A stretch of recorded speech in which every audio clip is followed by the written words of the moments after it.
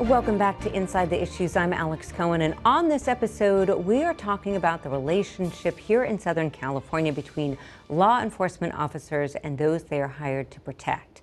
And as we've been hearing, it is a relationship that is often filled with tension and frustration. It is difficult for one group to truly understand the perspective of the other.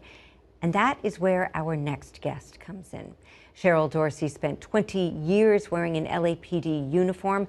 The retired sergeant is now a social justice advocate with a very unique view of policing.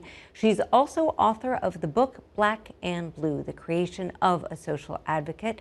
Cheryl joins me now here in studio. It is great to have you with us. Thanks for having me. And I'd like to give our viewers a sense of your trajectory. So can you first of all just talk about why you wanted to be a cop in the first place? I was a secretary working for Department of Justice downtown LA, and they used me for an undercover sting operation.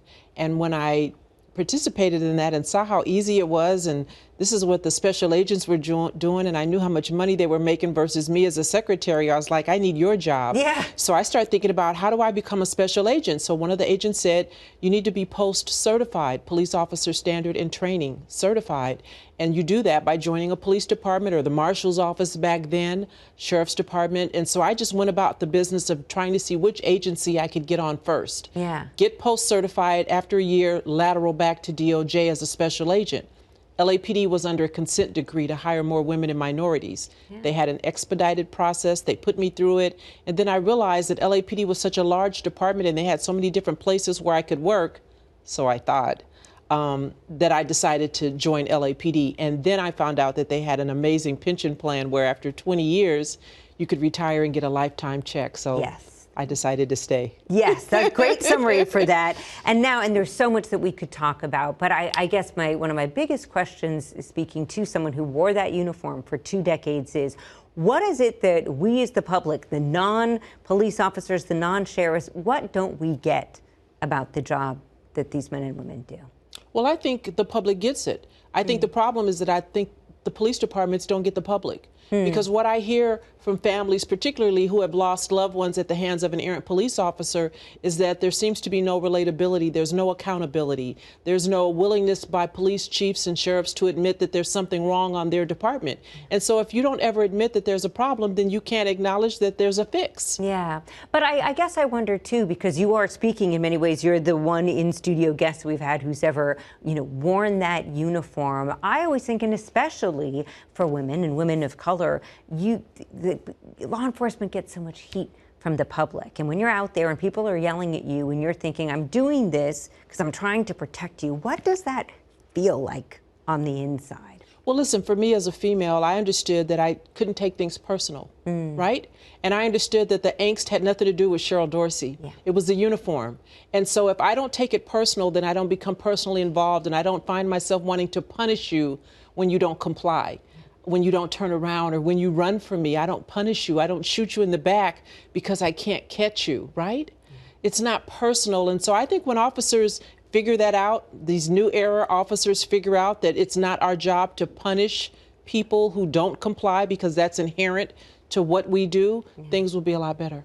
I think part of the pressure that exists here, too, and one that you've written about and talked a lot about, is that not only are officers facing a lot of backlash and pressure from the public, there is also the tensions and the conflict and the stress that comes from within, which is something that you have experienced yourself. And as I understand it, one of the reasons you wrote this book, viewers will have to remember all the way back to 2013 when a former employee of LAPD went on a killing spree after being fired. This was a very terrifying chapter in Southern California history. The case of this ex-officer, I understand, it inspired you to write this book, Black and Blue. What was going on?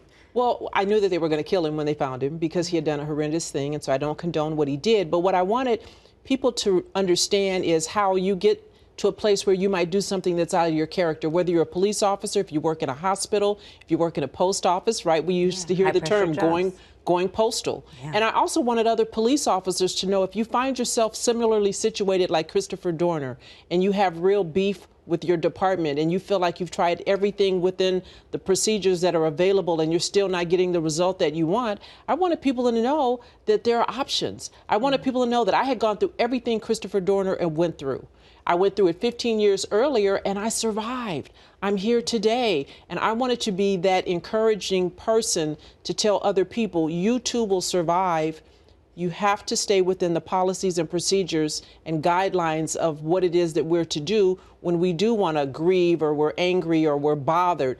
I'd also like to see police departments create a safe zone so police officers can talk about the things that bug us. Yeah. Because see, there's no place that we can go to and just be honest. It's not sexy to report that you're having a bad day, right? That you're not in a good headspace. And until police officers can do that freely without fear of retribution and retaliation, these kinds of things will continue. Yeah, and it made that space, that safe space may not exist within these departments, but it seems to me, and you are very much a part of it, there is now this national network of folks like you who might have that law enforcement background but are not afraid to come out and say, look, I might have done this for 20 years, but I think that there are things that need to be fixed and changed. And you all are trying to kind of weed out some of this institutionalized racism.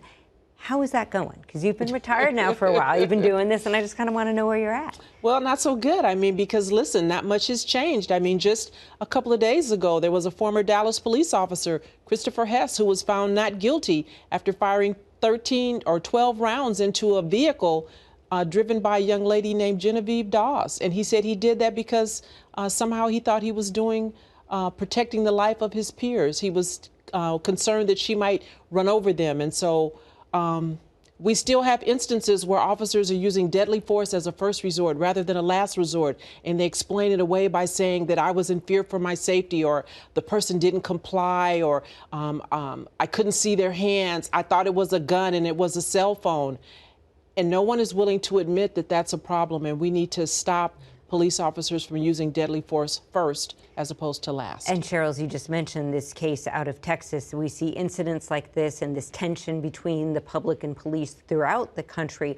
Do you feel, as someone who worked for the LAPD, I want to put the same question that we put to our UCLA historian earlier on the program, is there something that we need to keep in mind about Southern California? Are things different here somehow from what we're seeing in terms of this relationship elsewhere in the country, or is it pretty much the same as I think it's pretty much the same. I think the instances and the frequency within which certain things are tolerated or allowed to occur may vary. I like to think, because I spent 20 years on the LAPD, that we are the best trained, and I think our officers pretty much get it right. I think the majority of officers are there for the right reason and are doing the right thing.